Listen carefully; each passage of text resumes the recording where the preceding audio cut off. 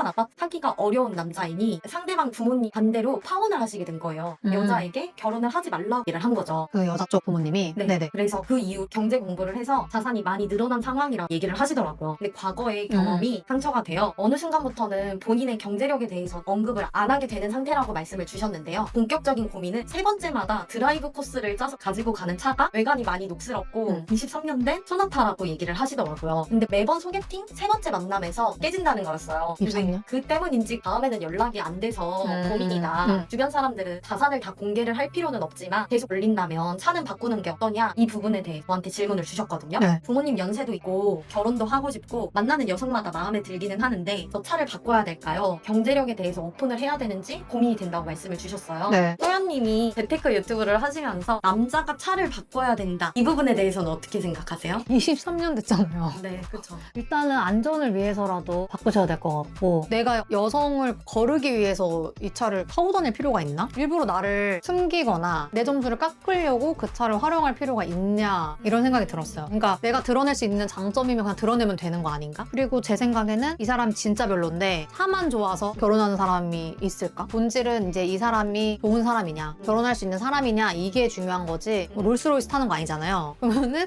그 차 때문에 나 이 사람 별론데 이 사람은 롤스로이스 타니까 돈 많을 거야 해서 막 그렇게 하진 않을 것 같은데, 일단 이분이 40대인데 만나는 여성이 마음에 든다 하셨고 결혼을 생각을 하고 있고 부모님 연세도 있으셔서 결실을 맺고 싶은데 그 일부러 낡은 차를 가지고 가서, 물론 소개팅이 세 번째에 어그러지는 게 차 때문인지 아닌지는 모르겠지만 그쵸. 네, 만약에 차 때문이라고 생각을 하신다면 1%의 확률이라도 높이기 위해서 차를 꾸는 정도는 할 필요가 있지 않나. 스스로 계속 마음에 걸리는 상태라면 내가 지금 급한데 내 가치를 낮춰서 결혼해서 자꾸 멀어지려고 할 필요는 없다고 저는 생각을 하거든요. 그리고 차를 바꿀 때도 혹시나 이 여성이 나한테 내 경제력을 보고 오는 거 아닌가, 이런 게 걱정이 되시면 평범한 차로 바꾸면 되는 거잖아요. 지금은 너무 오래된 차고 그냥 평범한 수준으로 바꾸면 될 문제라고 저는 생각을 해요. 자산을 드러내는 거에 대해서 어떻게 표현을 해야 매력으로 드러날 수 있는지 궁금하거든요. 사안을 읽어놓은 거를 상대방한테 너무 이 남자 막 짠돌이 아니야? 이렇게 보여질까 봐 이것도 걱정이신 거예요? 그런 부분정이고 허색이 있는 남자로 보이지 않을까 대해서도 고민을 하시는 거예요.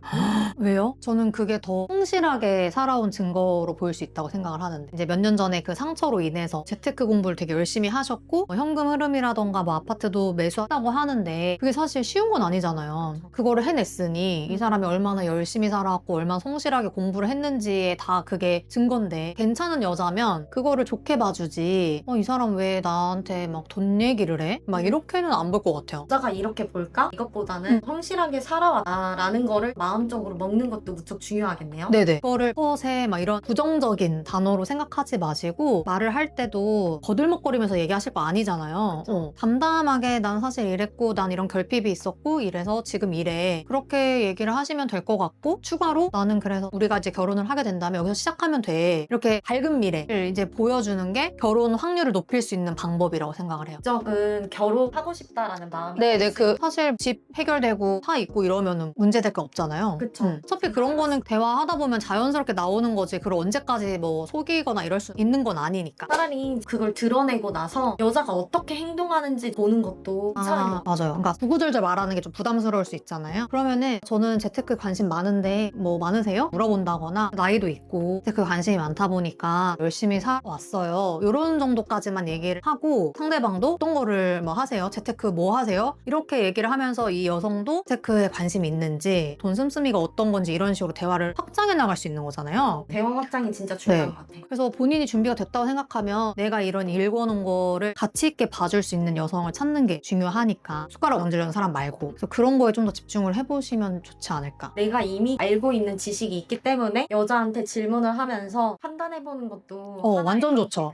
경제력이 높지 않아 여유롭지 못하다고 느끼는 분들이 계시거든요. 동생에게 줄 수 있는 한마디처럼 뭘 준비하라 줄 수 있는 조언이 있을까요? 요즘 젊은 친구들이랑 얘기를 해보면 모은 돈이 없어서 뭐 결혼을 못한다 이런 얘기 되게 많이 하고, 실제로 결혼 잘 안 하고 아이 안 낳는 사회적인 문제들이 거주할 집이 없어서다, 이런 얘기가 되게 많잖아요. 그렇다고 하면 해결 방법은 두 가지로 나뉠 수 있는 것 같은 게, 내가 더 열심히 살아서 내 경제력을 높이던가, 두 번째는 나보다 더 경제력이 높은 사람을 만나던가, 어쨌든 이 두 가지 방법에서도 내 가치를 높이는 게 중요한 것 같아요. 예를 들면 만나면 내가 나보다 더 돈이 많은 사람을 만날 거다 이러면 어떤 남자를 원하는지를 알아야 될 거 아니에요. 그쵸. 그런 거를 좀 집중해서 좀 보셨으면 좋겠어요. 그러니까 계속 난 안 될 거야. 내가 뭐 연봉이 이거밖에 안 되는데 어떻게 해. 이렇게 자꾸 나를 안 좋은 방향으로 가지 말고 이게 불만이면 부수입을 해서라도 돈을 더 벌던가 아니면은 뭐 진짜 소액 투자를 하던가 미국 ETF를 한 달에 한 주라도 계속 사면서 독립식 투자를 하던가 그런 방법을 찾아야 되고 저도 주변에 집이 없는데 내가 과연 결혼할 수 있을까? 이런 고민을 하고 있는 이제 동생들한테 좀 현실적인 이야기를 해주죠. 그래 고민을 할 때가 아니야 너는. 지금 돈을 모을 때고 너보다 돈을 더 많이 모은 또는 연봉이 더 높은 여자를 만날 수 있는지에 대해서도 한번 생각을 해봐. 왜냐면 이런 고민을 하는 것 자체가 나보다 더 돈을 많이 버는 여자랑은 절대 결혼 못 할 거야 라는 전제를 저는 깔고 고민하는 거라 생각을 하거든요. 스스로 이미 막을 쳐놓고서 네네. 자기보다 연봉이 낮은 여자를 만나야 되는데 이렇게 했을 때 우리가 이 노답 둘이 만나서 이게 되냐 지금 이런 느낌인 거잖아요. 그래서 꼭 그거를 위로 올라갈 수 있는 방향도 있는데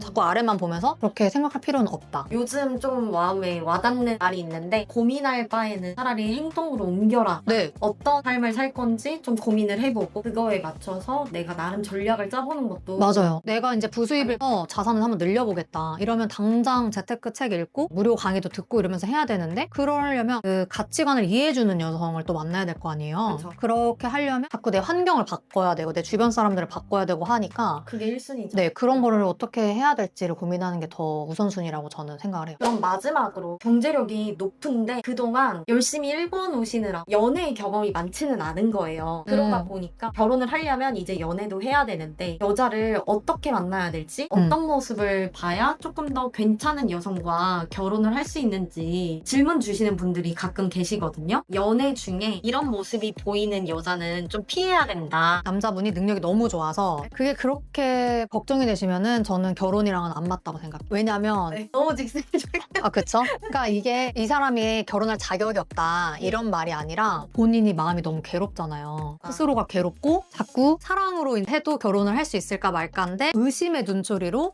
뭐야 얘는 나 만나면 지갑을 한 번 안 여네 막 이제 이런 식으로 세세하게 생각하기 시작하면 그 끝이 결혼이 될 수 있을까? 그런 생각이 들고 물론 무슨 마음인지는 알죠. 내가 이렇게 정말 고생해서 읽어놓은 거를 이 여자한테 다 뺏기진 않을까? 그런 고민을 하시는 거잖아요. 근데 저는 결혼은 한 팀이 되는 건데 이분이 이제 뭐 사업을 하시든 돈을 많이 버는 만큼 바깥일에 신경을 또 많이 써야 되고 사람도 많이 만날 거고 출퇴근 시간도 일정하지 않을 거란 말이에요. 그런 거를 다 이해를 해주고 이 사람이 밖의 일에 집중할 수 있는 동안 여자분은 아이를 잘 케어를 한다거나 집안일을 잘 케어를 한다거나 그러면 저는 그건 되게 좋은 가정의 이해라고 생각을 해요. 뺏긴다는 게 아니라 더 바깥일에 집중을 할 수 있게 조력자가 생기는 거지. 그래서 그걸 너무 부정적으로만 생각을 하실 필요는 없는 것 같아요. 근데 이제 조심할 필요는 있죠. 그러면 이제 삶에 대한 태도를 봐야 돼요. 너무 나한테 의존적이지 않나? 의존적이니까. 네, 자꾸 기대려고 하고 자기가 스스로 뭔가를 해결하는 게 아니라 일만 터지면 너 어떡해? 이런 식으로 주체적이지가 않은 그런 사람들 있잖아요. 그런 사람들은 안 맞을 수도 있겠다? 그런 생각은 들고 그리고 딱 봤을 때 화려한 거 좋아하고 막 이런 사람들은 후임비가 많이 들어가잖아요. 뭐 먹고 입고 뭐 차고 다니는 거 보면 다 아니까. 그리고 이제 사회생활을 성실하게 했는지 가정 환경, 살아온 그 가정들 학교가 될 수도 있고 직장이 될 수 있는 거고 그런 거를 좀 봐야 되지 않나. 방법은 없는 것 같아요. 기분 좋게 말할 수 있는 방법이 그렇지 않지 않을까? 그리고 그런 거를 기분 나쁘게 받아들일 거면 그것도 좀 문제가 될 수도 있는 거고 언젠가는. 어차피 내 돈, 내가 가치 있다고 생각하는 거를 나눌 사람인데 그 사람한테 내가 진짜 중요하다고 생각하는 거를 못 물어보면 후회가 되는 거고. 맞아요. 네, 결혼을 했을 때 이 여자가 이렇게 해서 행동을 하는 것도 썸이나 연애에 우기는 하고도 볼 수가 있는 거니까. 그렇죠. 알아볼 수 있는 시간이 충분히 있음에도 그냥 뭔가에 홀려서 결혼을 해놓고 나는 퐁퐁남이야 막 이런 식으로 하는 것도 좋은 건 아니니까.